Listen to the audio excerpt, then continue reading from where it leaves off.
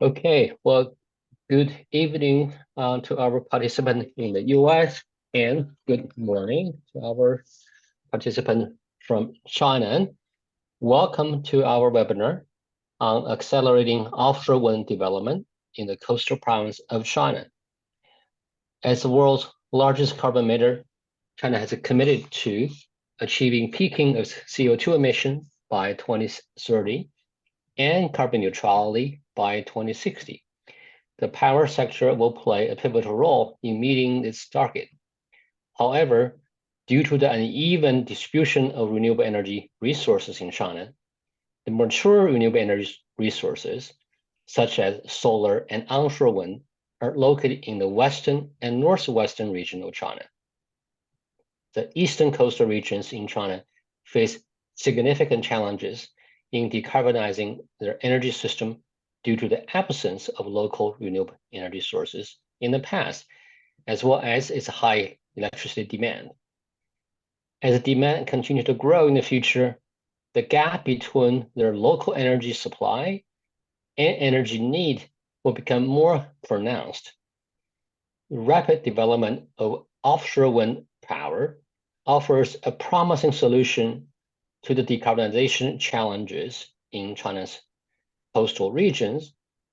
Furthermore, the cost of offshore wind has decreased rapidly in recent years, making it economically feasible for large-scale deployment. Berkeley Lab and UC Berkeley conducted a new analysis. Accelerating offshore wind development enhances energy independence and promotes carbon neutrality in China's coastal provinces. This study explores the impacts of offshore wind development in China on its generation mix, transmission networks, and more importantly, energy independence of these coastal provinces. The analysis offers insight on what could be done to support offshore wind development to further accelerate power system transition and enhance energy self-sufficiency and economic development in the coastal provinces. During today's webinar, Dr. Peng Liqun and I will first present the main finding of this new analysis, followed by a panel discussion moderated by our co-author, Professor He Gang of Baruch College and the University of New York. He will also introduce our expert panelist. We then will have a Q&A session. Please enter your questions in the Q&A chat box. And finally, Meng Fei of Energy Innovation will offer some concluding remarks. So let's start the proceeding. Liqun, can you pull up the slides?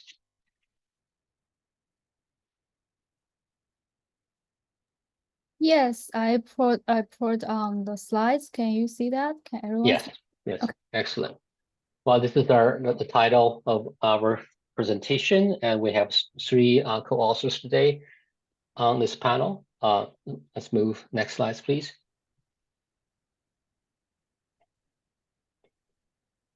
So offshore wind energy is still a relatively small market compared to those of solar and onshore wind power. However, its global market share has grown rapidly over the last decade, on average 36% per year. By 2021, the global installation has reached 56 gigawatts by end of 2021. And not surprisingly, China is a leading actor in deploying this technology. In 2021 alone, China installed almost 17 gigawatts of offshore wind power. Cumulatively speaking, China is roughly 45% of the global offshore market. Next slide, please. This is a chart showing the installation over the last 6 years in China. You can see the green bars indicate the new installed capacity per year. You notice there is a major jump in 2021. That's the 17 gigawatt number I mentioned.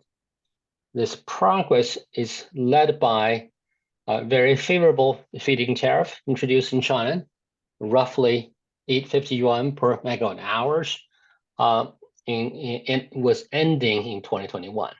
That led to a rush to install that much capacity in 2021. The pace of development has slowed down a little bit, but is continuing as the cost of offshore wind when energy continue to decline in China. Next slide. So I want to speak a little bit about the motivation for this analysis. For a long time, there exists this imbalance between local energy resources and high electricity demand in coastal provinces. As you may know, the coast provinces of Jiangsu, Shanghai, Guangdong are the industrial powerhouses with huge demand for electricity. However, there's very few local resources, depending on long-distance transmission from the western region of China. Second, the cost of offshore wind has declined rapidly in the recent years, as we mentioned before, providing interesting opportunity for those coastal provinces to develop local energy resource to meet its growing demand. And third, developing offshore wind will enhance energy security and also offer economic development opportunities as those offshore wind manufacturing, installation are locally based, will generate local jobs. And potentially, they could also lead to interesting opportunity to create new energy industry hubs, creating green hydrogen, green steel, etc. In the backdrop of the last few years, you may also notice that as China builds huge amount of solar and wind, they're also building a lot of coal plants. Part of the reason is there were, in both 2021 and 2022, significant power shortages in few provinces in China. In reaction to those shortages, many local government has rushed to approve new coal capacities to meet those demand under the umbrella of enhancing their local energy security. However, that's really not in line with China's long-term climate goals and could potentially create risk of stranded assets down the road as well. We believe developing local resource such as offshore wind will provide much more attractive alternative to meet local energy demand growth. Next slide. Next slide, please. So in this analysis, we hope to answer three main questions. Could China accelerate offshore wind development to meet growing electricity demand for coastal provinces in China? And second, what's the impact of offshore wind development on phasing down coal generation in eastern China and on ambitions of supranational leadership on clean energy transition?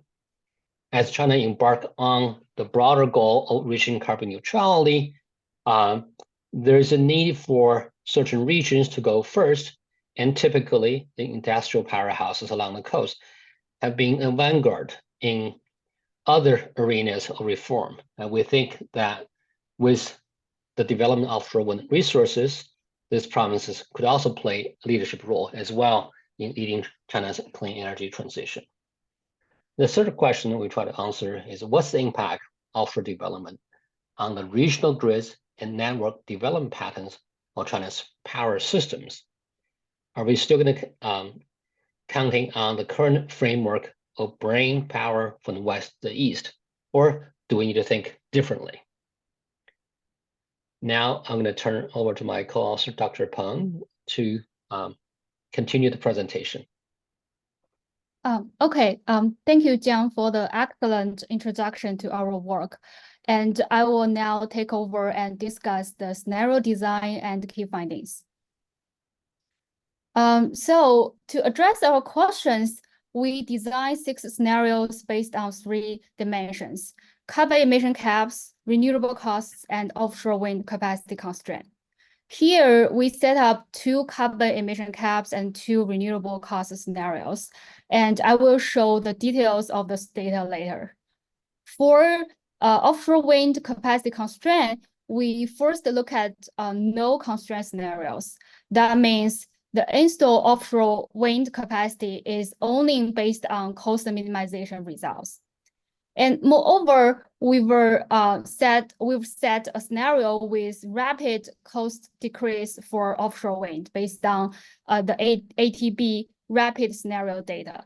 And in another scenario, which we assume the installed capacity of offshore wind will achieve 80% of the 14th five-year energy plan by 2025, and then increase to 200 gigawatt by 2030 based on our previous study results, and further reach 1,000 gigawatt by 2050.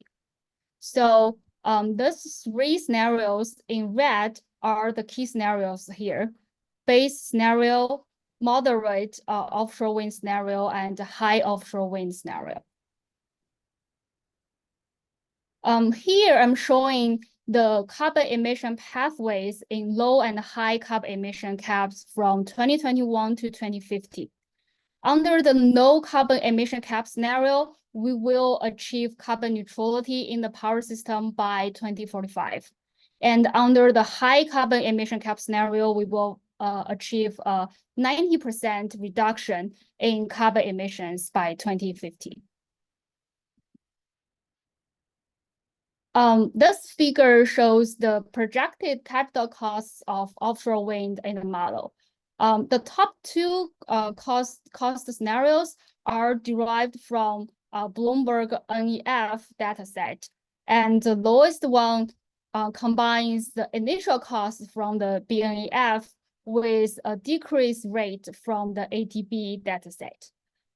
By 2050, the capital costs of offshore wind are expected to decrease by 10%, 12%, and 43% compared to 2021 under the three scenarios.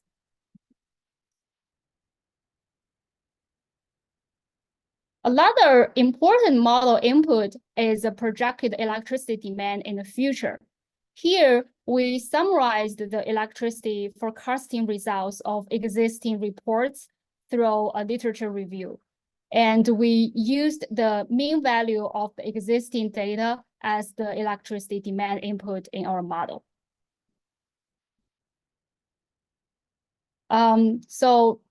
Next, I'd like to share with you some key findings. First, let's discuss the national results. By 2050, the installed capacity of offshore wind increased from around 200 to 300 to 1,000 gigawatt when we move from the base to the moderate to the high offshore wind scenario. And correspondingly, the share of power generation from offshore wind increases from 5% to 18% of the total power generation by 2050. Increasing the offshore wind capacity from 300 gigawatt to 1,000 gigawatt will result in only 1% increase in total system costs, which is not a significant burden to the power system. And from a provincial perspective, we find that the deployment of offshore wind diversifies clean energy resources and increases provincial energy self-sufficiency in the long term. You can see here in 2025, most coastal provinces are electricity late importers because of their high electricity demand and the limited supply.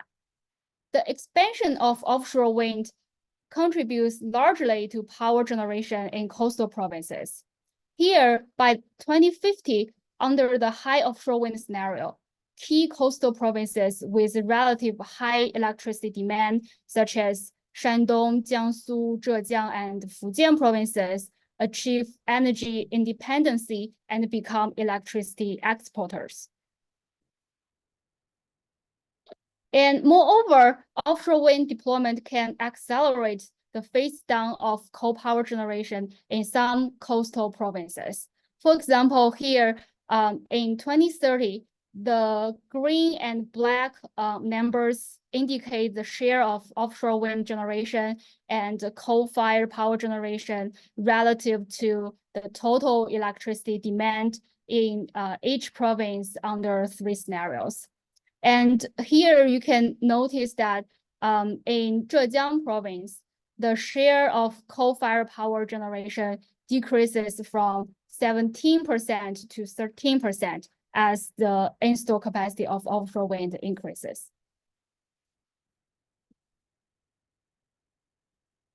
If we look at the impact of offshore wind deployment on net electricity transmission by aggregating all coastal provinces together, we find that under the base and moderate offshore wind scenarios by 2050, the coastal region still imports electricity from other regions. Here, you can see the dark blue.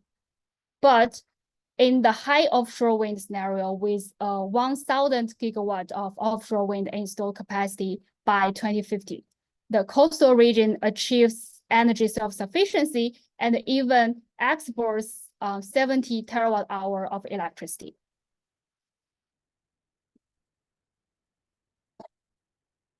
We find that the high penetration of offshore wind will even reshape China's future power grid. From 2022 to 2050, transmission load from the northern west is expected to be largely reduced, and central China is projected to emerge as a major electricity demand region. And comparing the 3 scenarios in 2050, increased offshore wind will result in greater electricity exports from the southern China to the central China grid, and will shift the East China grid from importing to exporting power. Also, increased offshore wind will reduce the reliance on power exports from Northeast China.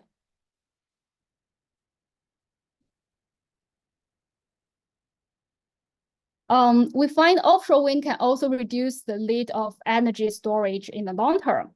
So in 2050, the high offshore wind scenario requires 5% and 8% lower batteries compared to the base and moderate offshore wind scenarios, respectively. This is because offshore wind can serve as a complement to other inland renewable energy resources, and making the entire renewable energy supply curve smoother, and then reducing the demand of batteries.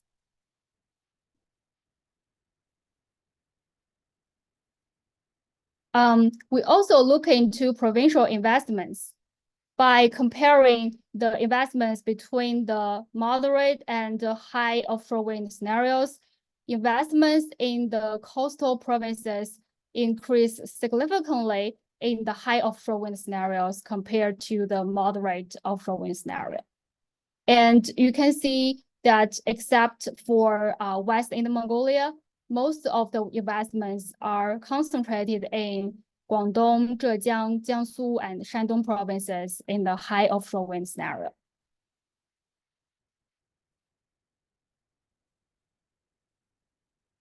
Offshore wind deployment will increase cumulative investments, particularly in capital costs in these coastal provinces. And these investments will bring new job opportunities and more infrastructure development and potential ancillary industries such as green hydrogen and hydrogen storage, like Jiang just mentioned. And here you may notice that the share of transmission costs is pretty small, because this transmission costs estimated in our model only include inter-provincial transmissions, not intra-provincial transmissions. And we further estimate the job creation and find that on average, the high offshore wind scenario will generate 24% more jobs than the moderate offshore wind scenario. And you can notice that there are significant differences between two scenarios in here Zhejiang and Jiangsu provinces in 2050. The reason is those two provinces have the two highest installed capacity of offshore wind by 2050 in the high offshore wind scenario.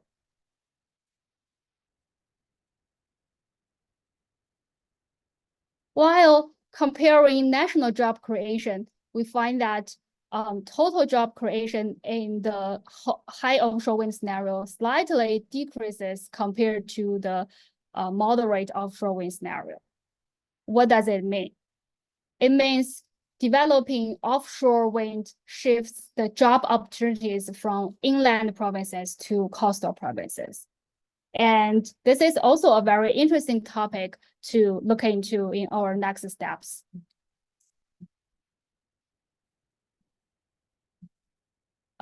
So here I want to give you two takeaways from our from this project. First, our findings emphasize the significant benefits of accelerated offshore wind deployment on energy self-sufficiency, the phase down of coal power generation, and job creation in coastal provinces. And more importantly, deploying offshore wind near areas of higher electricity demand, such as the eastern coastal provinces, could dramatically reshape China's power grid and making it more balanced and less reliant on long-distance transmission.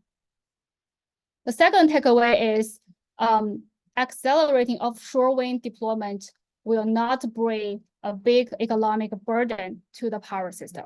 It only result in 1% increase in total system costs. Yeah, I see we have some time left in this session, so I like to talk a little bit more about the second takeaway. I guess some of you may be curious about why, when we add additional 700 gigawatt of offshore wind in the system, and it only result in 1% increase in total system costs. So I like to explain this in two ways.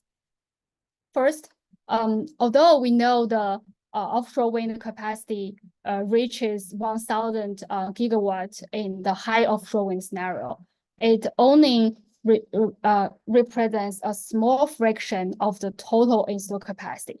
So the total installed capacity by 2050 is about 9,000 gigawatt. So the offshore wind is kind of like 10% of the total installed capacity. And further, the differences between the moderate and high offshore wind scenario is less than 10% of the total capacity, installed capacity. It's like only like 7% of the total installed capacity. That's the first reason. And the second is the entire power system is a dynamic system. So it means if we change one factor of them, others will correspondingly change. So here, for example, we add more offshore wind in the system, and then the system responds by reducing the capacity of both batteries and transmissions. And this, in turn, helps lower the total system costs. So combine those two reasons, adding additional 700 gigawatt of offshore wind ultimately increase only 1% of system costs. And last but not least, I like to thank all the collaborators and reviewers for their valuable insights on our work. Yeah, so that's all I have today. Thank you. Thank you, Li Xun. I think we can now turn this over to Professor He Gang to moderate our discussion with the panel of experts. Hello, everyone. My name is He Gang. I'm an assistant professor at the CUNY Brook College. Thank you, Professor Lin Jiang and Dr. Peng Liqun for sharing the timely research. Thank you, Jiang, for leading the project, and thank you, Liqun, for putting a lot of efforts on it. It's wonderful to work together on this project. After the presentation, and I'd like to introduce our today we are honored to have our collaborators and distinguished researchers from our collaborative organizations, Mike Boyer from Energy Innovation. Mike directs Energy Innovation's electricity program. When I read his bio, I'm inspired by the incredible stakeholder that he has been working, including utilities, policymakers. It's wonderful, and we are very happy to have you here.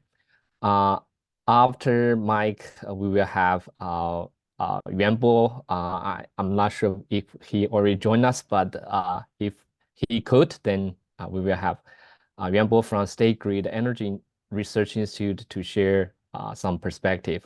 And lastly, we will have Ms.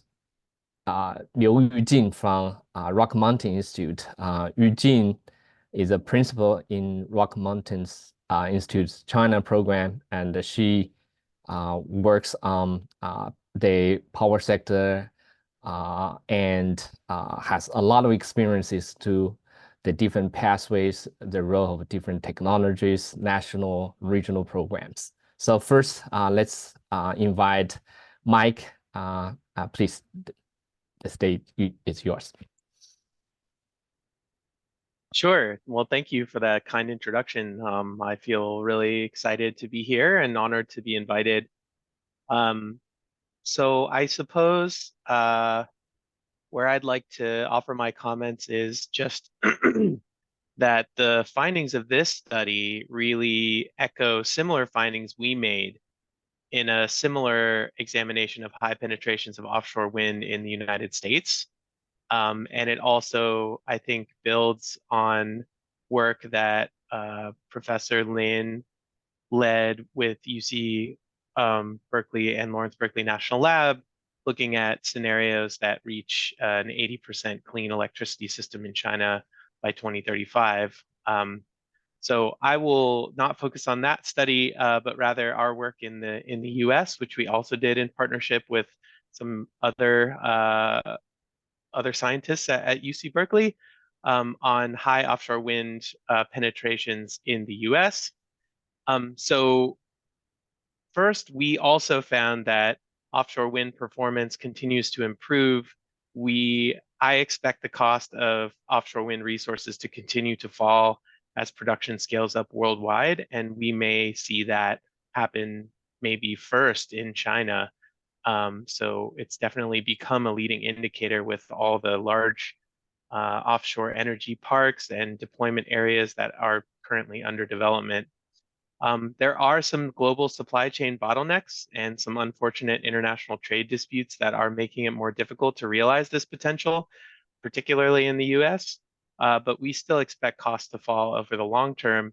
And also, it's important to realize that while the majority of offshore wind today is fixed bottom, we expect that floating offshore wind technology is a viable technology that will, in the long run, see lots more high potential sites become available further from the shore in deeper water, and potentially see those prices converge with fixed bottom offshore wind. So as a result, this kind of research, I think, is so important because policymakers and grid operators often fail to fully appreciate the future value of offshore wind and the value of investing heavily in it today, even if there is a cost premium. So this is really important research. Second, we also found offshore wind has huge benefits for system optimization, similar to this study. In our US focused study, we found that the resource diversity that between 250 and 750 gigawatts of offshore wind provided to the US grid reduced the burden of the clean energy transition on land use, and it was essential to meet the growing demand for electricity in a low carbon, high electrification future.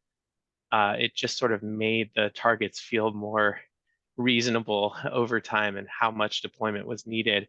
And then it also shifted transmission needs in our study with opportunities to really reduce transmission costs and improve interregional links via proactive construction of offshore wind HVDC links up and down the coast. So, and then we also found similar results with employment opportunities shifting from sort of inland region, renewable rich areas towards coastal regions that also have higher consumption in the US and are more densely populated. So we found that offshore wind is a real everybody wins situation, and it doesn't displace onshore wind and solar. It simply complements those resources and makes a net zero future more feasible and more equitably distributes the employment and revenue benefits of clean energy supply technologies. So I think I could have more to say in the discussion, but I'll leave it there and just want to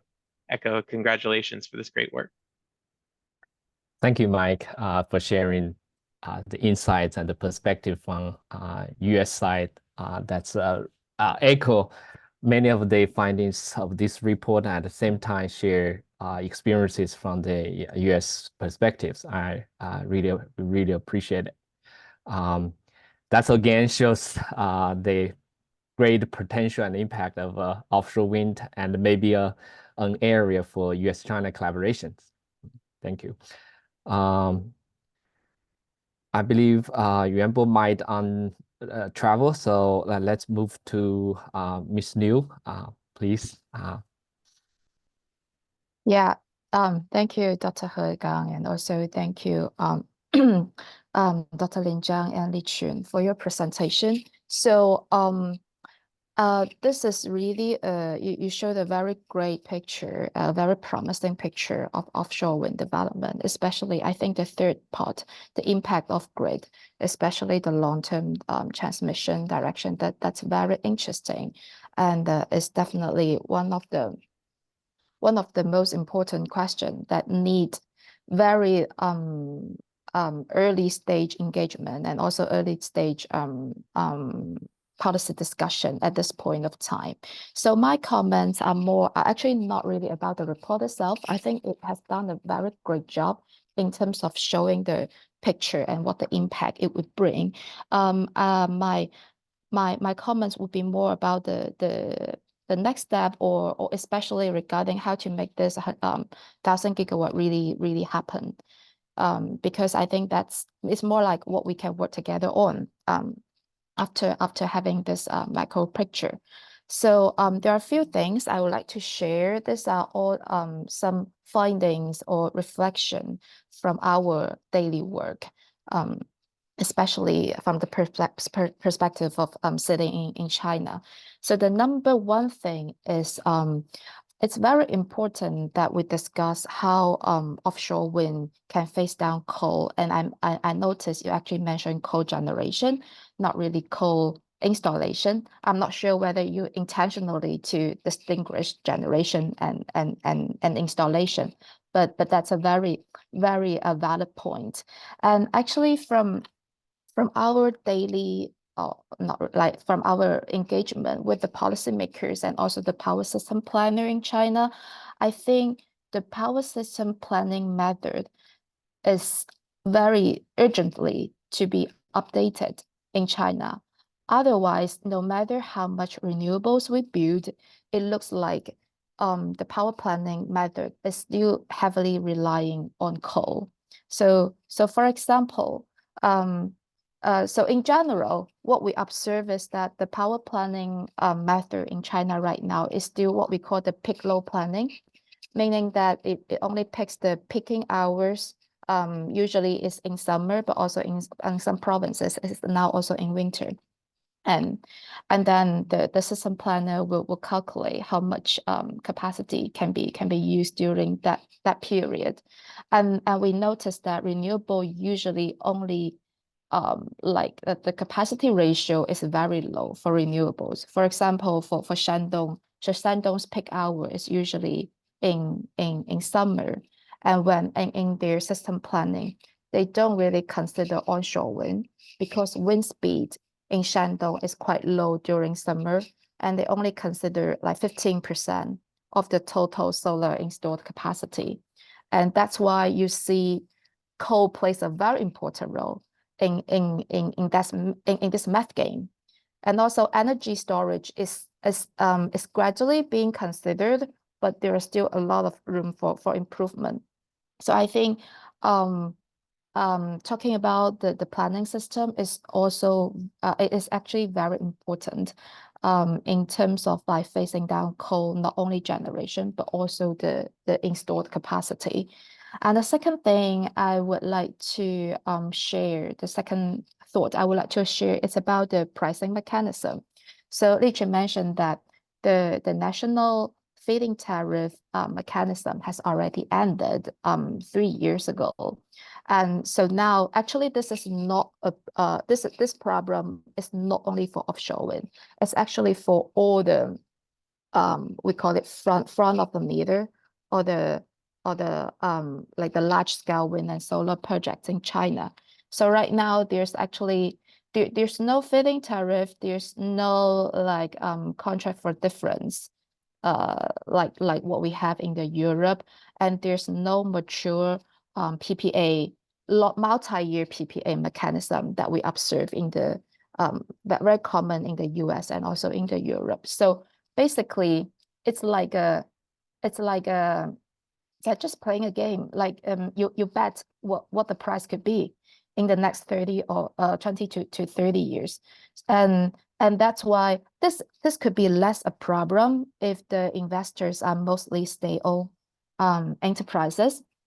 So we used to talk about this. We used to talk about this challenge with a lot of power asset investors in China. So usually the overseas investors are the most paranoid, and they are the one that asking us to do power price forecast. And when we talk to the state-owned prices, I would say it's less a concern from their perspective, but we also definitely feel that this concern is getting more and more valid for the SOEs because the scale is just too big.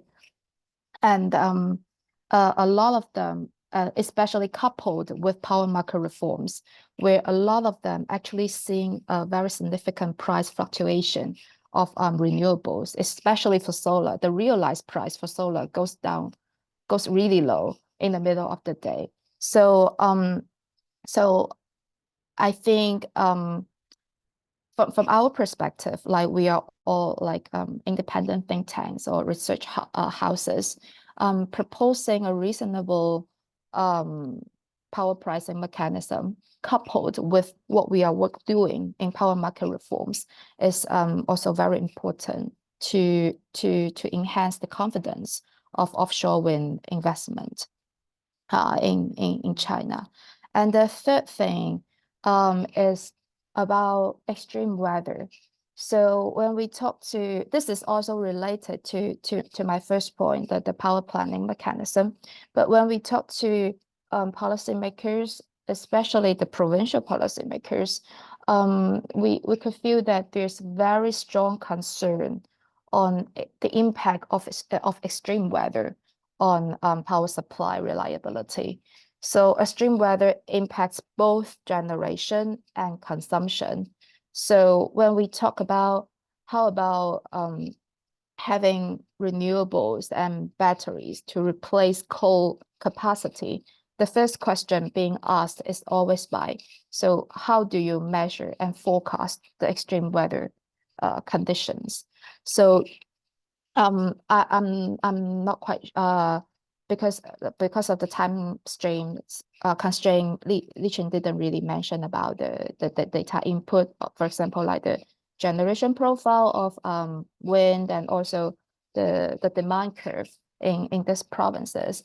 But if possible, I think it will also be very useful to have such scenarios to model what the system would look like in some particular days or hours. Yeah, and the fourth thing, the final point I want to make is that it will also be very interesting to find out what are the bottom-up drivers of the offshore wind industry. Because if we look at the other renewables industry in China, mainly solar and onshore wind, especially solar, it has very strong bottom-up development drivers.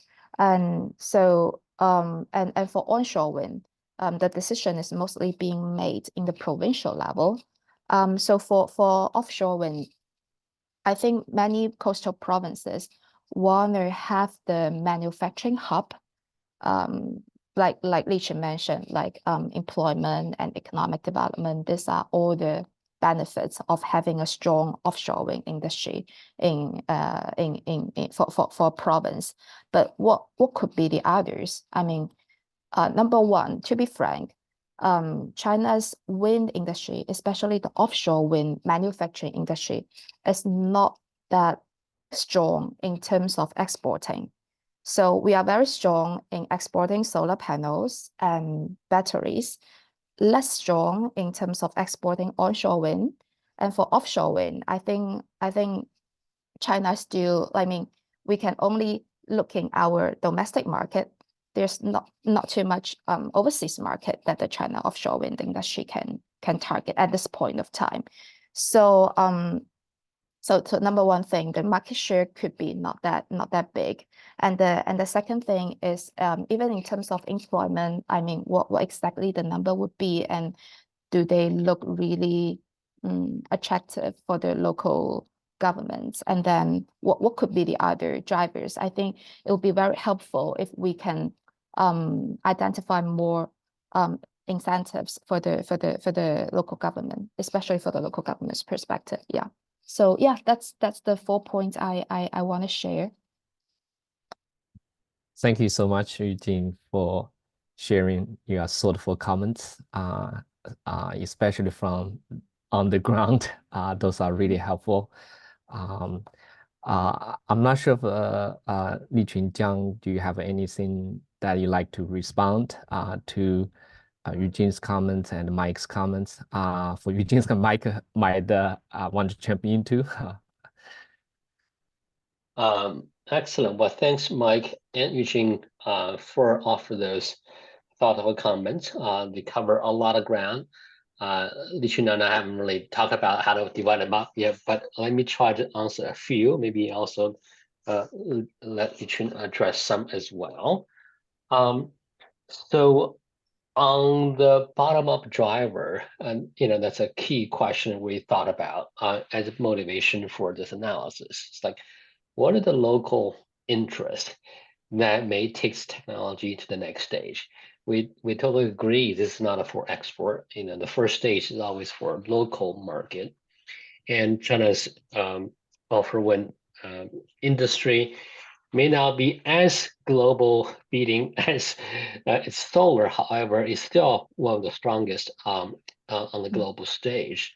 I was recently on site at the Goldwind development facility, and they finally unveiled this year 18 megawatts offshore wind turbine, and have a special ship built just for that to install.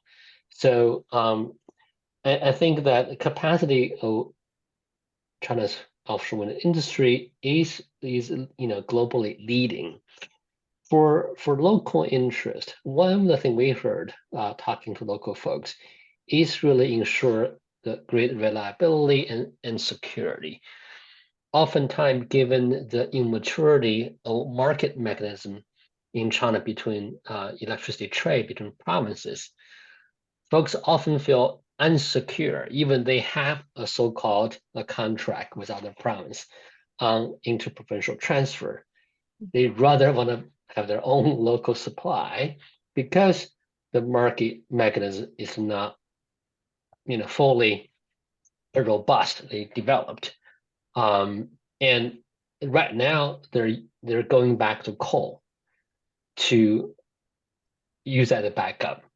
We think building offshore wind resources with very high quality, very long operating hours can be a very attractive alternative, especially in the medium term, because China needs to transition away from coal as it achieves peaking its emission in the next few years, then going, have to reduce emission rapidly to achieve carbon neutrality. So in that sense, the local interest, the long-term national interest matches here. In addition, you cannot easily export everything offshore to other locations, right? This machine are so big. We saw the blade, the one Goldwyn showed us was 125 meters long, a single blade. So it's very difficult to ship anywhere. So you have to build near the site installation. That creates both manufacturing, installation jobs, which generate local economic development opportunities. The other two things you mentioned in terms planning methodology as well as pricing mechanisms are key long-term barriers to development of all kinds of renewable energies, right? So I totally agree with you that the planning methodology and process need to be revamped in China to allow a reasonable accreditation for renewable power, especially if you have paired with storage devices to make their output more stable. In fact, we recently published a paper demonstrating how a combination of solar and battery storage could make that more stable replacement for coal alternatives. In terms of market mechanism, I think that's also a broader question we'd like to pursue, perhaps working with you as well in the future in China. I think it's more complicated in the sense that as China further develop its electricity market, we need to thinking actually more carefully the long-term mechanism for incentivize sort of firm capacity, dispatchable capacity for the future. So long-term PPA is one solution. Then maybe other incentive need to be devised as well. So investor will come forward to invest for the long term.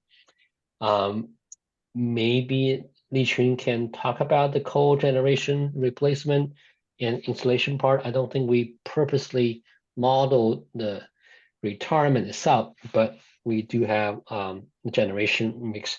Maybe Li Chun, you can speak about that a little bit. Yeah, I can first talk about the generation profile questions from Yujing. I think it's a great point. And actually in our model, now we actually use the renewable generation profiles from historical data. Like it's kind of like estimated from historical data, and is a fixed data set we used in the model from 2021, 2025 to 2050. But you are absolutely right, and I totally agree with you that a warming climate in the future will actually not only affect the renewable generation profile, but also affect many other meteorological factors such as temperature, like the precipitation, the wind speed, of course, all of this. So it's definitely a very important factor we need to dig into more in the future study. Yeah. I also want to comment on what Mike said about the resource diversity part. I think as you demonstrating your study in the US, by adding offshore wind as another tool in the mix, you make the whole portfolio more stable. We also observed a similar phenomena in the sense that by adding offshore wind, we actually reduce the total system capacity because offshore wind not only produces more, but also matches the demand curve better. So you reduce total system capacity, reduce need for storage. So all in all, it's more balanced on that. Yep. So I Yeah. see several questions in the chat. Oh, Mike, do you want to make a comment first? Well, maybe just one, but I do want to leave space for the questions. The only one that I wanted to note is there's such a wide gap between like 300 gigawatts of offshore wind and 1,000 gigawatts, and your study I think really helps highlight the benefits of really going big on offshore wind. But I guess how to translate that into a plan is kind of another area for more research and discussion. I was recently in Beijing. I actually got to see Linjiang briefly, which was great. But you know, I heard a lot at I was at a modeling forum where there is a big difference between provincial sort of bottom-up planning targets and what is optimal for the grid.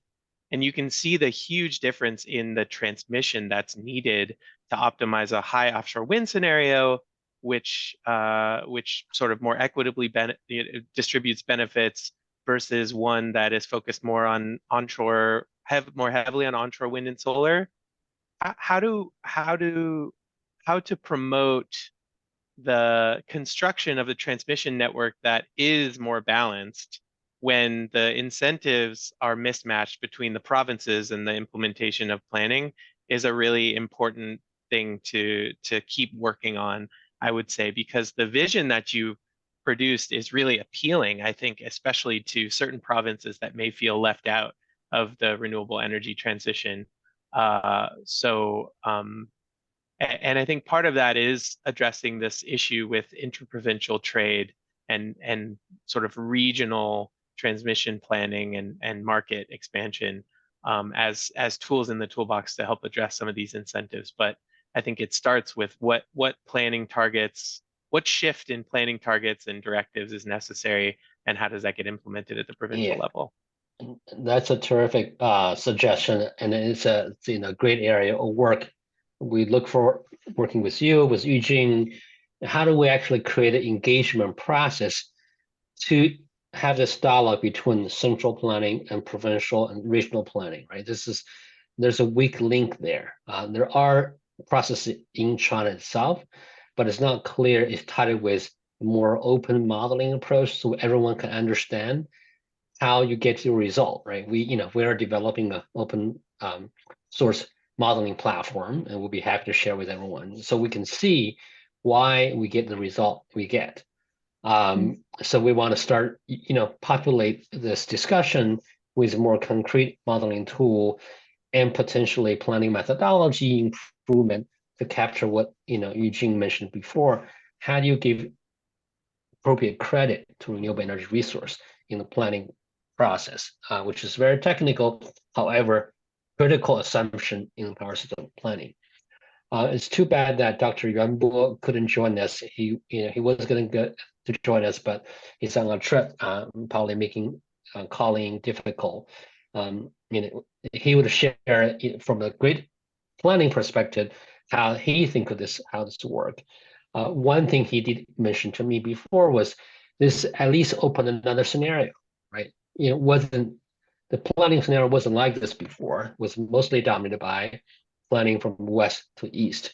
Now there's a potential of bringing East Coast resource onshore that require everyone to rethink about how do we plan for future investment and how do we start allocating the benefit and cost between the coastal provinces south. As Mike, you mentioned that in the U.S. study, you thought about have a HVDC trunk line linking the coastal offshore resource, which is not the option for China to consider as well. That would make it even more interesting. So there are many more ideas to explore in the future. So I look forward to working with all of you on that. I just want to make sure we have addressed some of the questions raised in the chat box. So I think from Lula, and there's a question about, is there any technical barriers for offshore wind development in terms of getting them connected onshore? And similarly, that I think Meng Fei has a question about what's the impact if you're adding the onshore cost to the scenario we develop? Or am I capturing your question right, Meng Fei? I'm also asking about the technical barriers. Yeah. So Li-Jun, do you want to answer that first? Sorry, are you talking about the Q&A questions? There's That's on one the on the webinar chat. webinar chat. Yeah. Okay. Yeah, I think Lola and I just want to ask whether from the installation perspective, from the connecting perspective, are there any technical barriers and how that will impact our scenario setting? Yeah. Yeah, I think we believe today there are a lot of technical barriers by collaborating offshore wind in our central power grid.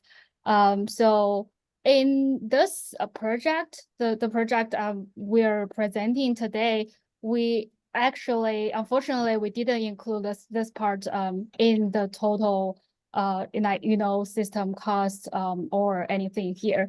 But I think this definitely will be a very important question or an issue, like when we try to really deploy this large scale of offshore wind. Yeah. So in my mind, so there are two types of near-term barriers. One is just planning. How do you planning use of offshore wind resource with navigation, fishery, and other ecosystems, right? So those are not well defined yet. And often it's the first thing people say, oh, navigation may need uses in ocean areas, so we cannot develop offshore wind. So the planning and coordination of multiple uses are probably a critical barrier to fast development. So if we can actually, before large scale development, have a broader integrated planning process to say, here's for navigation, this is for ecosystem services, this is for something else, then we can leave open what are the areas for offshore development priority zones, right? So that by dedicate those zones, you can actually reduce a huge amount of planning delaying that. Connecting to the grid for the fixed bottom ones, which are fairly close to shore, is not a major barrier itself. However, if you want to scale up the offshore wind development, then how do you connect each other and then onto the onshore? It's an interesting technical question. There are proposals now in the world, particularly in Europe, by clustering different wind farms first, connecting them first, and then have a major trunk line connecting to shore. That will reduce the cost, but also the necessary land, for bringing the cable onto onshore as well. So that's another critical planning methodology. Then I think around the North Sea in Europe, there's a proposal of developing a sort of around North Sea circle of grid as well, which would allow more sharing of offshore wind resources across multiple countries. It's not necessarily a parallel for China. However, it's possible to imagine a scenario if you build a trunk line along the East Coast, multiple provinces or different several regional grid can share some of the offshore wind resources among themselves. So each province doesn't have to go alone. They can do a more coordinated process on that. In the Q&A box, I see Professor Hu has a couple questions. yeah, on cost. Yeah. I can take this one. So the first question, how to know that the different cost decrease setting in the scenarios are reasonable? Well, it's a good question. So, you know, there's many uncertainties in predicting the cost of different technologies in the future. So what we do here is we just select a widely used database to use the predicted cost in our model. So the BNEF is a widely used database, and it actually has they collected many technology data in China. So that's why we choose it as the main scenario data set in our model.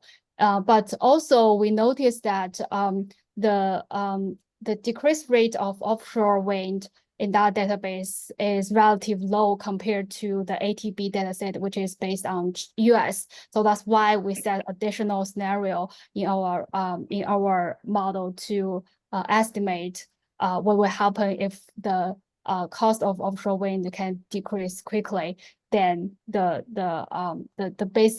default set in the BNEF dataset. The second question, the link between cost decrease and capacity increase for offshore wind in different scenario. So actually, I can share the screen of the slides again, because I put the sensitivity analysis in the backup slides, and maybe it's more straightforward for you guys to see. And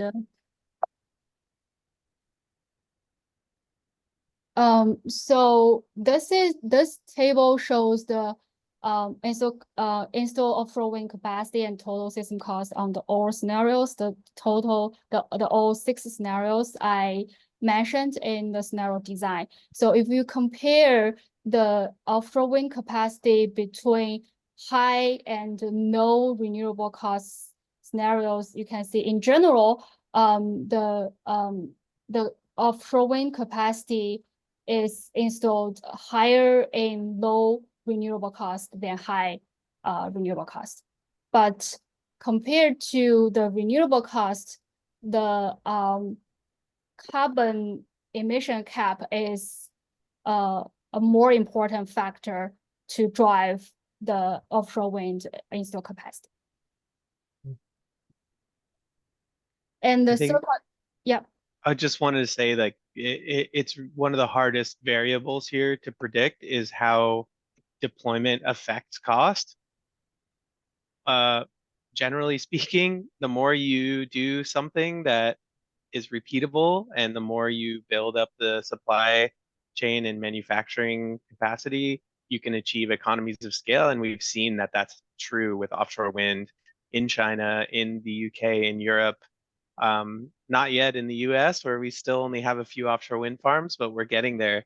And so I think what you're capturing in your low scenario is some optimism about reduced cost through deployment, which we've actually seen in onshore wind and solar. So it's reasonable, I think, because the technologies have some similar characteristics to observe a similar trend over time, and that we haven't achieved all of the cost reductions and efficiencies in manufacturing that we will achieve in the future. But then, you know, there's a lot of unpredictable things that can happen that drive inflation or higher commodity costs. And so there's a lot of uncertainty, but in general, I think you've got the trend of optimistic projection. That's my optimism as well. Thank you, Michael. Okay, I think we're approaching our time of our webinar. Let me introduce Mengfei to offer some closing remark for us.